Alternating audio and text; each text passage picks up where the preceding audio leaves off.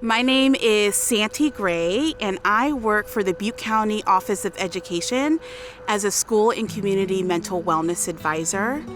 And what that really means is I get to connect school districts with resources that are in the community. I also get a chance to sit at the table where decisions are being made and creativity is happening, which is how I got involved with the North Valley Community Foundation and the CARE team. Working with youth is a passion of mine, especially in a time of need, and that came up during the pandemic and well before.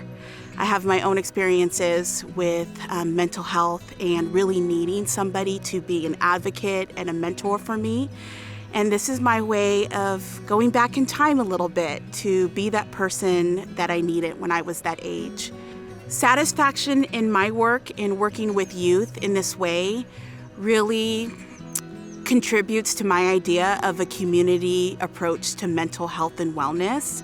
I think that we have a very individualized idea about what it's like to be a person in this world, and it's not. It's a collective experience. My passion of storytelling and theater and being on stage and feeling empowered that way lends itself nicely to me being approachable.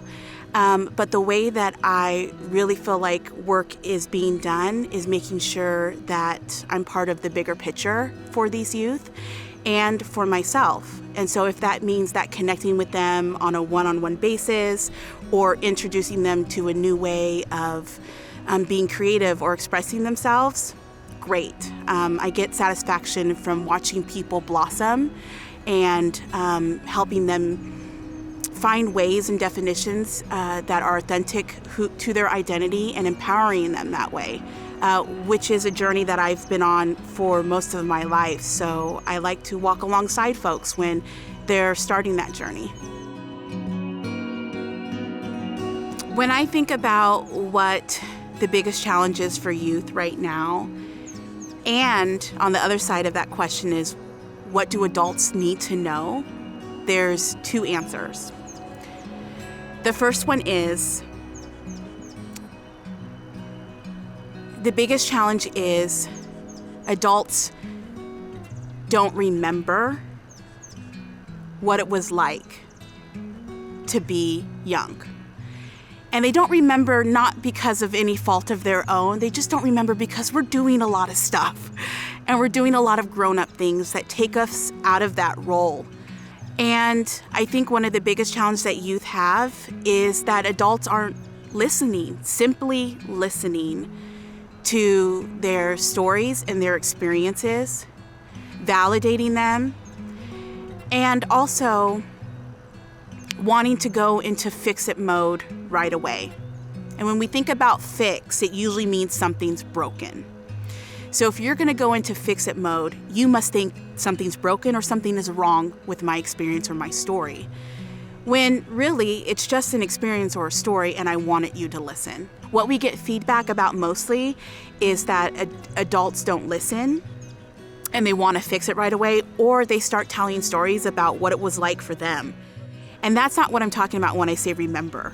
I mean really sit and remember. When I think about Santy, who was 15 years old, who just wanted to be accepted and who just wanted to be cool, who moved to a new school, like I stopped wearing all the pink and lavender shirts that I loved, right? Like because everybody was wearing black tank tops and plaid, right? And so we forget that our kiddos or our youth that we're in connection with are trying to fit into these very small spaces of what it means to be relevant. So adults sitting into that space and just thinking, oh, I wonder what it was like, or having that compassion or that empathy for knowing that this person's showing up in a way that is filtered through all of that. And even as adults, we're showing up that way with our 9-to-5s and our responsibilities. We're not often sitting in spaces where we're traveling back to time. And so that is a collaborative approach, is that there's spaces for adults to travel back. There's spaces for youth to travel forward. And I really think that's a beautiful concept because it really is the human experience. It's not linear. My vision for a community approach to healing and to wellness and to mental health is this sense of shared responsibility among everybody that is in connection with students or youth. And it's not just, hey, that parent has a kid and they're responsible for everything that that kid needs and does.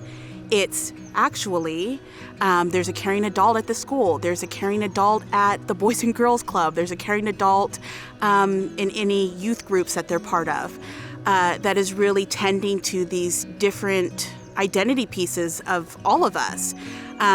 It's very normal to think that we get everything we need from one space or maybe one person. Youth and even adults think, okay, I get everything I need from my partner or my best friend. And it's just not true. We need people to tend to different parts of our identity. And I think that if we can have a collaborative approach, that means that different people are attending to different parts of our needs. You're needing help with tutoring in school, there's somebody for that. You need help with creativity and feeling empowered, there's somebody for that. You're having a very specific crisis or a mental health issue, there's somebody for that.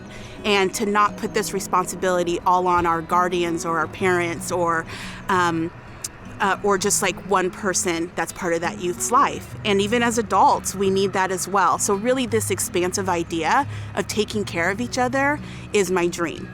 How we do that?